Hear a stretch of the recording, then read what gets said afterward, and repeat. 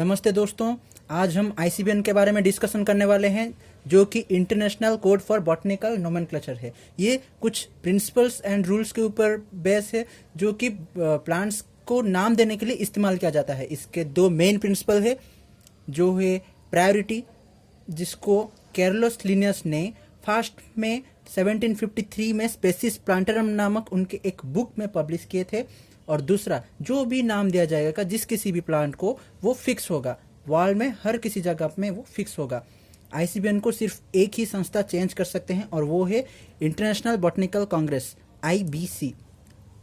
To which organisms does ICBN apply? ICBN को हम किस किस के ऊपर अप्लाई कर सकते हैं? तो हम ऑल प्लांट्स के ऊपर इसको अप्लाई कर सकते हैं और हम कुछ ऑर्गेनिजम्स के ऊपर भी इसको इस्तेमाल कर सकते हैं, जैसे कि सियानोबैक्टीरिया, फंजाई, फोटोसिंथेटिक प्रोटिस्टा एक्सेट्रा।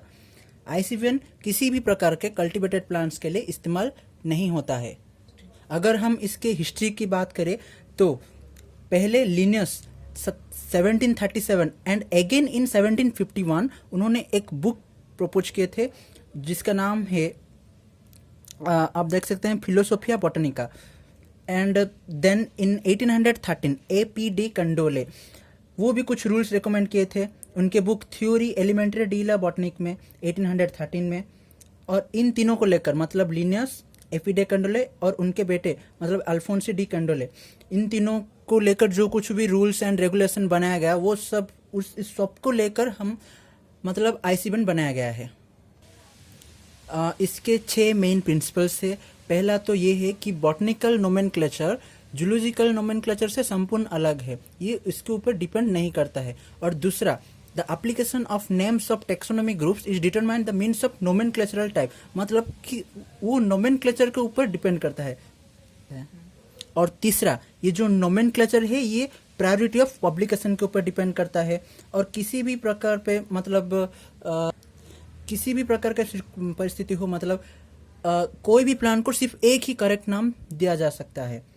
और जो भी साइंटिफिक नाम दिया जाएगा वो लैटिन भाषा में ही दिया जाएगा, क्योंकि ये लैटिन डेड लैंग्वेज है। मतलब ये इस्तेमाल किया जाता है सिर्फ साइंटिफिक नेम देने के लिए, कोई भी इसे बोलता नहीं है, इसीलिए इसको डेड लैंग्वेज बोला जाता है। और जो भी कुछ रूल्स होंगे वो सब रेट्रोएक्टिव होंगे।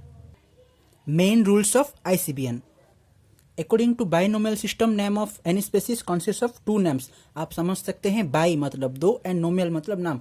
किसी भी स्पेसीज के 2 नाम दिया जाता है, जैसे कि होमो सापियंस, ये जूलॉजिकल नोमेनक्लेचर है। और पाइसम सैटिवम जो कि पी प्लांट्स के साइंटिफिक नेम है।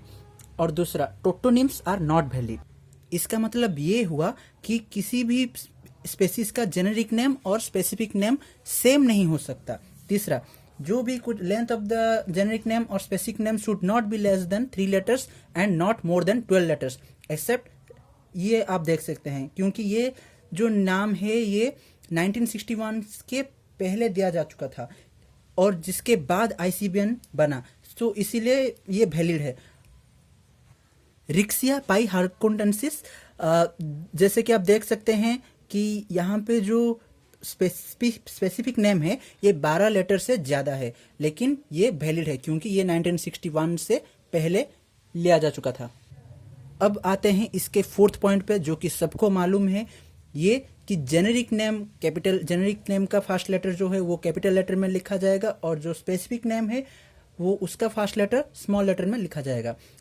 और जब भी हम हाथ में लिखते हैं, मतलब नोट में नोट करते हैं, तो उससे थोड़ा अंडरलाइन, जेनेरिक नेम को अलग से और स्पेसिफिक नेम को अलग से ऐसे अंडरलाइन करके लिखा जाएगा। जब भी हम इसे प्रिंट करेंगे या टाइप करेंगे तो हम इसे इटैलिक मैनर में टाइप करेंगे। अगर हम किसी साइंटिस्ट के नेम लिखने वाले हैं यहाँ पे, तो उसके साइड में हम लिखेंगे ऐसे, जैसे कि मैग्नीफायर इंडिका LIN मतलब लिनियस, और वो उनका नाम जो होगा यहाँ पे वो शॉर्ट फॉर्म में लिखा जाएगा। और कभी भी उनके नाम को हम अंडरलाइन या इटैलिक मैनर में नहीं लिख सकते।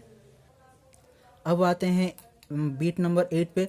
अगर कोई भी साइंटिस्ट रॉन्ग नेम देते हैं तो उनके नाम को ब्रैकेट में लिखा जाएगा और उसे सही करके जो नया नाम देते हैं उनके नाम को ऐसे लिखा जाएगा, जैसे कि आप देख सकते हैं यहाँ पे लिनियस इसको पाइनस दिए थे, ये जो जेनेरिक नाम है यहाँ पे लिनियस ने पाइनस नाम दिए थे और उसको सही करके सेलिसबर्ग ने इसे सही नाम दिए थे, तो इसीलिए ब्रैकेट के बाद इनका नाम लिखा गया है। अब आते हैं बीट number 9। All the scientific names are derived from Latin और ग्रीक लैंग्वेज, जो कि मैं पहले ही इसके बारे में डिस्कशन कर चुका हूँ। जो भी कुछ भी नया प्लांट स्पेसीज डिस्कवर होगा उसे हर्बारियम में रखा जाएगा और हर्बारियम सीट का जो साइज होगा वो कुछ इस तरह के होगा, 11.5 इंटू 16.5 इंचेस। हाँ, 11.5 इंटू 16.5 इंचेस ऐसे होगा। हाँ, तो अब ये प्रिंसिपल्स एंड रूल्स ख़त्म हो गया। अगर आपको वीडियो थोड़ी सी भी अच्छी लगी तो एक लाइक तो बनता है और सब्सक्राइब भी कर लेना, और हमारे आगे और भी कुछ वीडियो देखने के लिए पास वाला बेल आइकन को भी दबा लेना। Thank you.